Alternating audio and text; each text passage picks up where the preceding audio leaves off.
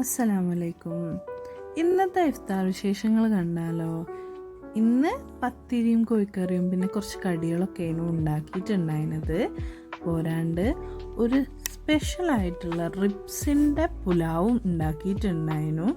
അപ്പം അതിൻ്റെയൊക്കെ റെസിപ്പീസും എല്ലാം കണ്ടാലോ? അപ്പം വീഡിയോയിലോട്ട് പോവാം.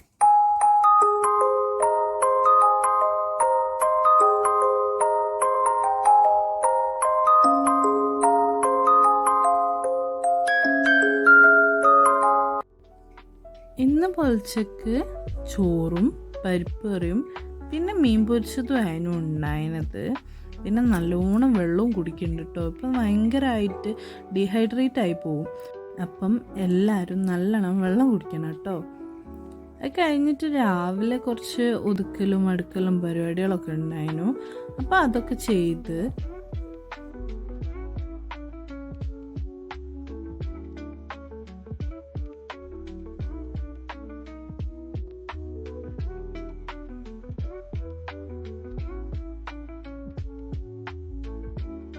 കിച്ചണിൽ കയറിയിട്ടുണ്ടെങ്കിൽ ഫസ്റ്റ് തന്നെ ചെയ്യുക ചുടുവെള്ളം ഉണ്ടാക്കലാണ് കേട്ടോ.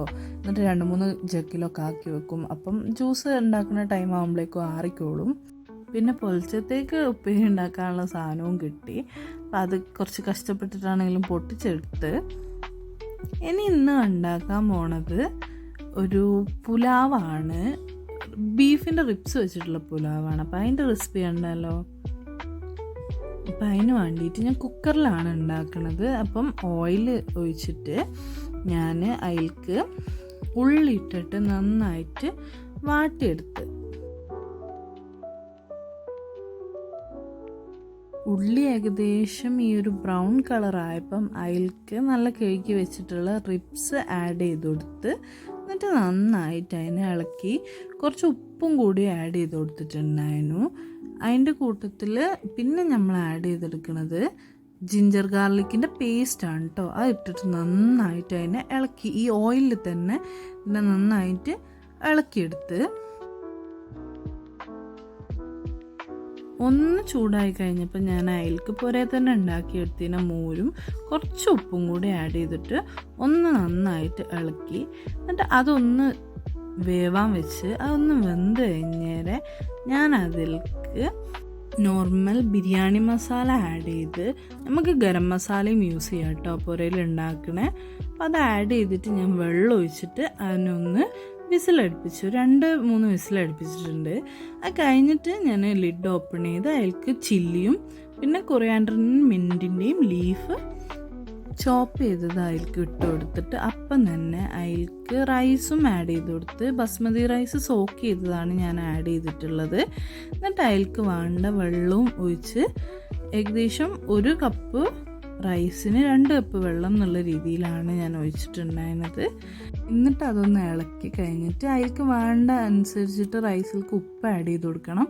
എന്നിട്ട് കുരുമുളക് പൊടിയും കുറച്ച് ബിരിയാണി മസാലയും കൂടി ആഡ് ചെയ്തിട്ട് ഞാൻ കുക്കറിൽ ഒരു 2-3 വിസിലടുപ്പിച്ച് അങ്ങനെയാണ് ഞാൻ ഇന്നത്തെ പുലാവ് ഉണ്ടാക്കിയിട്ടുണ്ടായിരുന്നത്.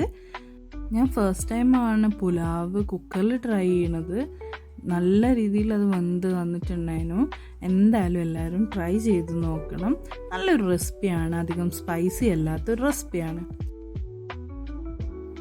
എന്നും ഉമ്മച്ചിയാണ് പത്തിരി ചുടൽ. അതുകൊണ്ട് എനിക്ക് അങ്ങനെ വിഷ്വലൊന്നും എടുക്കാൻ വയ്യല്ല. ഉമ്മച്ചി പറഞ്ഞ് എന്നോട് ചുടാൻ, അതാണ് ഈ കാണുന്നത്. എനിക്കങ്ങനെ കറക്റ്റായിട്ട് ചുടാനൊന്നും അറിയില്ല. അപ്പം ഉമ്മച്ചി എന്നെ പഠിപ്പിച്ച് ചെയ്യുന്ന പരിപാടിയാണിത്. ഏകദേശം കുറേ കുളമായിട്ടുണ്ടായിരുന്നു. പക്ഷേ ലാസ്റ്റ് എത്തിയപ്പം ഏകദേശം എനിക്ക് റെഡിയായി. എൻ്റെ കൈയൊക്കെ പൊള്ളുണ്ടായിരുന്നു. എന്നാലും ലാസ്റ്റൊക്കെ എത്തിയപ്പോഴേക്കും നല്ല സൂപ്പറായിട്ട് എനിക്ക് പത്തിരി കിട്ടിയിട്ടുണ്ടായി.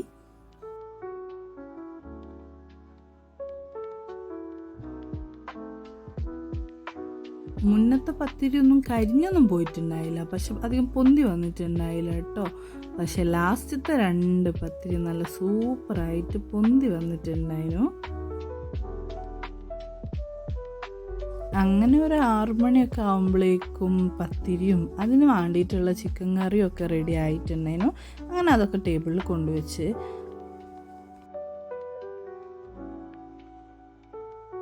ഇനി പത്തിരി ഉണ്ടാക്കൽ എൻ്റെ ഒരു ടാസ്ക് ആവുമെന്നാണ് മച്ചി പറയണത്. ഇൻഷാ അല്ലാഹ് നമുക്ക് നോക്കാം. അത് കഴിഞ്ഞിട്ട് ഞാൻ ചെറുപഴം കൊണ്ടുവന്നിട്ടുണ്ടായിരുന്നു. അപ്പോൾ ചെറുപഴം കുറച്ച് പഴുപ്പ് കൂടിപ്പോയതിനു. അപ്പം ഞാൻ വിചാരിച്ചു അതിന് കൊണ്ടൊരു സ്നാക്ക് ഉണ്ടാക്കാമെന്ന്.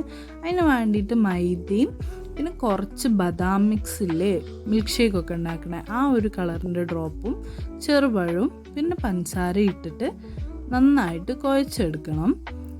ഇതിൽ ഈ പാത്രത്തിൽ കുഴക്കാൻ കഴിയില്ല മനസ്സിലായി. അപ്പോൾ ഞാനത് വേറൊരു പാത്രത്തിലോട്ട് ആക്കിയിട്ട് നന്നായിട്ട് കുഴച്ചെടുത്ത്.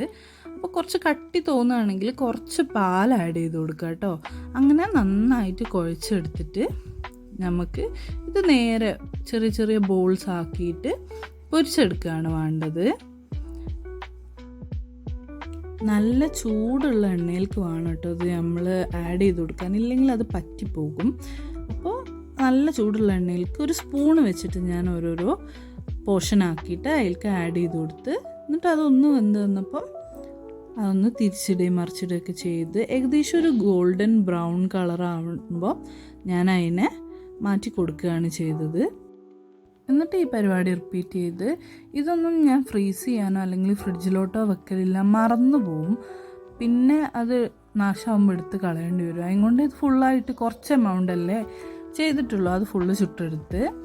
അത് കഴിഞ്ഞിട്ട് ഞാൻ വേറെ കടികൾ ഫ്രോസൺ കടികളായിട്ടുള്ള സമൂസയും ഉന്നക്കായും പൊരിച്ചെടുത്ത്.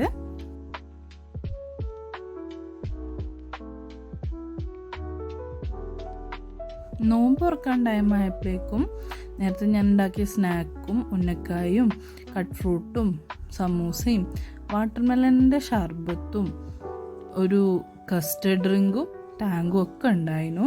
അപ്പം അതൊക്കെ തിന്നിട്ട് നോമ്പ് തുറന്ന് പത്തിരിയും കോഴിക്കറിയും കൂട്ടിയിട്ട് കഴിച്ച് അത് കഴിഞ്ഞിട്ട് പുലാവും കഴിച്ച്.